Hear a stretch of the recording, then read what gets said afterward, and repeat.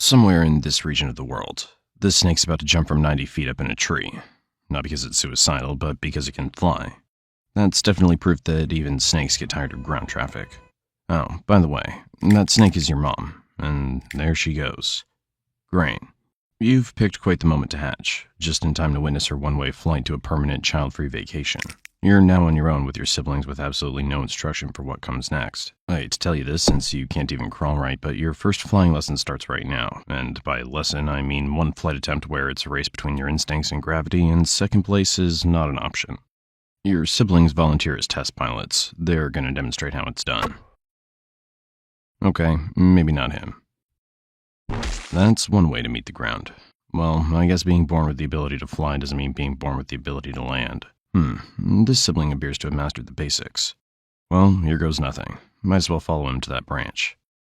That's a proper J-shape hang, meant to be your launch position, not just a dramatic pose for your last selfie. And? Wow. It's your turn now. Your muscles tense up for your first diving competition, except the pool's about 90 feet of pure air and your only safety net is, well, there isn't one.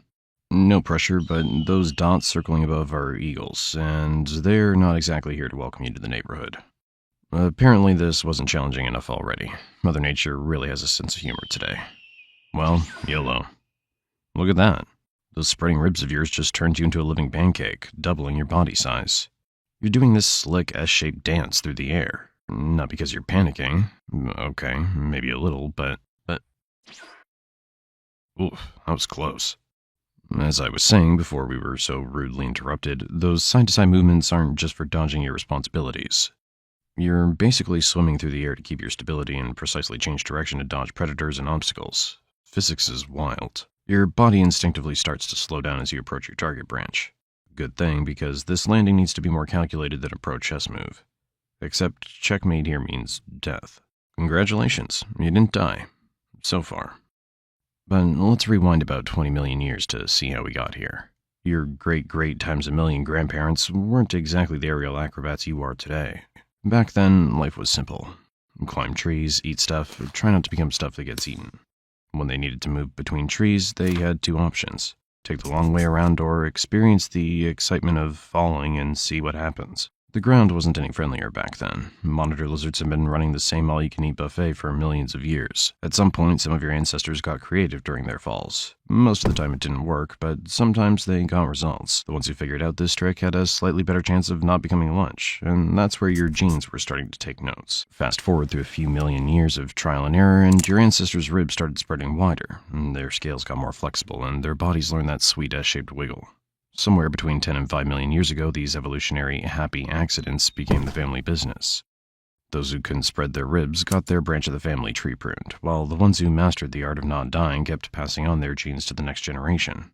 So here you are, millions of years of evolution compressed into one sleek aerodynamic package. Time for you to discover that genetic heritage that those countless ancestors fought so hard to pass down to you. Life up here follows one simple rule. The ground is lava. Monitor lizards, civets, and larger snakes patrol below. They play a fun game called Catch the Falling Snake, so landing there is... Actually, better not to think about this for now. Let's be honest, your first few flights are pure chaos theory in action. Near misses, accidental successes, and definitely some moments that would have gone viral if snakes had smartphones. Which they don't. Each landing teaches you something new, like how to read the wind and where to aim your next jump. Everyone else sees trees. Flying snakes see a network of highways where every branch is an exit and every gap is an express lane. The higher the branch, the better the spot, at least according to your current real estate checklist. Though, unlike real estate agents, your competitors are perfectly fine with eating you if you get too close to their property. And up here, every promising branch could hide a hungry predator, so you always have to stay alert. After all this aerial acrobatics, you're getting hungry. Let's see what's on the menu. Tree-dwelling lizards, frogs, insects. Sadly, your Uber Eats driver gave up after seeing the 90-foot climb. Looks like you'll have to master the art of self-service. Look at that, your first potential snack. This is your chance. You first analyze your launch spot, knowing each branch offers a different trajectory, wind exposure, and angles of attack. The wind conditions, the angle, everything's perfect. This is the moment all that training's led to. Your body flattens out in the perfect silent approach from above. No footsteps, no rustling leaves, just pure aerial ninja skills. And Nice try, but your lunch is already in another postal code. A few more embarrassing attempts follow, but eventually you end up catching something. It's not much, but it'll do. Time to get back to premium branch hunting because the forest's hottest listings don't stay vacant for long. Look who else picked the same branch. Wait, oh, that's your sibling from this morning. Unfortunately, they're not here to start a real estate family business with you. You decide to retreat and... Okay, time to update the checklist. Who would have thought being a coward would save your life? You go and pick that spot instead for your next adventure. However, something doesn't feel right. But what? Yeah, right. Gravity. You know what touching the ground means. Too bad it looks like this is where your story ends. Wait. Apparently you're so tiny that this giant thought you were just another fallen branch. Remember, you're currently barely 10 inches long, and... Time to get the hell out of here. Your body instinctively knows what to do. Grip the bark with your belly, arch forward, anchor your rear, repeat. Look at you go, riding those microscopic ridges all the way up. Much safer up here. Lucky you, no predator was nearby to witness your mistake. The view's way better from this height. As weeks pass, your routine consists of hunting during the day and cozying up in tree hollows during the night. Each season brings different winds, and you've learned to adjust your flight patterns accordingly. 2 years later, you've turned into a fully grown adult flying snake. You're now 40 inches long and have upgraded your diet, from whatever crawls slowest to premium aerial delicacy. Not only that, but you can now glide up to 330 feet in optimal conditions. For every story you drop, you're covering 3 stories forward, outpacing many winged flyers in pure glide efficiency. However, among flying snakes, the air highway system follows strict rules you know nothing about so far. Your species isn't exactly territorial, but you've learned the hard way that better launch spots aren't just for convenience. Your life literally depends on it. And up here, the neighbors aren't friendly. Other flying snakes want the same prime spots, and they're not interested in sharing. The air also gets busy during hunting hours. Everyone's trying not to become someone else's lunch while hunting for their own. Flying predators are still trying to use you as their snack, but you've gotten used to it, and now that you look the part, you've raised your standards when it comes to picking a launch spot. Speaking of which, the morning starts with what looks like a perfect branch conquest. That one's perfect. Clear angle, strong, good height. This one's perfect for hunting without becoming a bird's breakfast. Speaking of breakfast, you're just settling in, admiring how this prime spot gives you the perfect vantage point over your hunting grounds. Unfortunately, someone else had the same idea. The challenger tries to impress you. Very cute.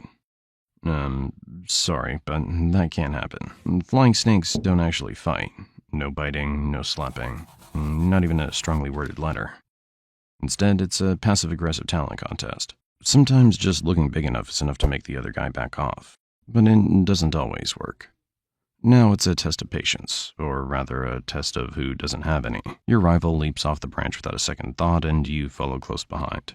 Your speed through the air matches his reckless start with a measured, controlled glide. You show off your flying skills. If you're wondering if flying snakes actually do that, they don't. But it made you look good. As you two approach the target, one problem arises. 2 snakes, 1 branch. The rival hesitates for just a second, and that's all it takes. You capitalize on his hesitation and land on the branch first, leaving your rival with nothing to grab onto. His body twists mid-air, scrambling for another branch that doesn't exist. No choice but to land on the ground. You both know what that means. Your new branch becomes your watchtower. Hours pass while you remain perfectly still, your body curved against the bark. Even the most eagle-eyed predators can't spot you when you're in stealth mode. After what feels like an eternity of cosplaying as a branch, your body readies itself for that perfect moment to strike. But sometimes, dinner has other plans. 3 years of this aerial lifestyle and you've mastered every trick in the book.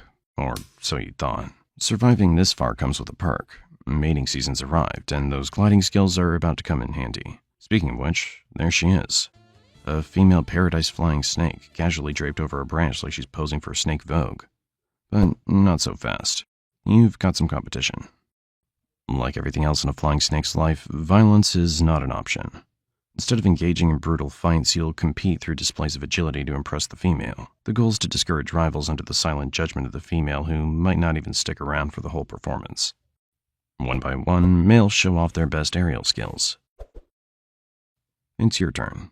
You spread those ribs, making yourself look like a flying carpet that has ambition. The key is confidence, or at least faking it till you make it. Finally, after what feels like an eternity of aerial performances, she makes her choice. It's not you. Off they go to their love nest. Sorry, bud. But wait, it's not over. You've caught another female's attention. That's the good part of being polygynous. The female doesn't matter since you'll mate with many of them anyway. 15 minutes later, your genes are secured, so you do exactly what any responsible flying snake soon-to-be father would do. Absolutely nothing and leave. But let's assume you're a female instead of a male. You're on your own now for the next 3 months of carrying the next generation of aerial acrobats. During this very vulnerable period where your entire genetic legacy is at stake, you have a brilliant survival strategy planned, maintaining your daily near-death experiences. You actually keep your normal routine as if nothing happened, hunting, basking, and moving through the canopy while avoiding predators. Hopefully, 3 months later, you're still alive and your 12 eggs are fully mature. So you start scouting for a safe and hidden spot. This place is perfect. For the next 20 minutes, you deposit your clutch. How wonderful. In about 2.5 months, your kids will finally hatch, but you won't be there to see them. Remember that touching moment when you saw your mom take off right after you hatched? That was a lie. It wasn't your mom. You see, female flying snakes don't have the patience to wait 80 days, and before eggs even start to incubate on their own, you're gone. And time flies when you're not becoming bird food. You're now 8 years older, and those spectacular aerial maneuvers aren't quite what they used to be. Your muscles don't snap into that perfect J shape like they once did. Remember those 330-foot glides? Now they're more like cautious hops between branches. According to your new flight manual, shorter distances means fewer chances to become someone's lunch. Your hunting strategy's evolved. The good news is those slower tree frogs don't see you coming. The bad news is neither do you. The young snakes have now claimed the penthouse branches, pushing you down to the middle floors. But the rent's cheaper and your neighbors are mostly retired woodpeckers and old flying snakes just like you. Your daily routine now consists of finding the perfect ambush spot and staying there. Not as a hunting strategy like it used to, but because you don't have the choice. You now avoid those superior hunting branches you used to compete for, as the new generation doesn't appreciate your vintage gliding techniques. Today starts like any other. You're eyeing a particularly plump tree frog on a nearby branch. The shot looks easy enough, just a quick glide like you've done thousands of times before. You line up for the jump, muscles protesting every move. The launch starts well enough, until it doesn't. Your body doesn't flatten quite right. That essential midair correction comes too late. Suddenly, that target branch looks very far away. Physics, your old friend, is now your worst enemy. As the ground rushes up to meet you, you can't help but appreciate the irony. All those years of dodging predators and gravity turns out to be the ultimate hunter. Those dots moving below aren't welcoming party members, and you're about to be the guest of honor at a very different kind of party. So, after all, it wasn't a lie. The ground is indeed lava.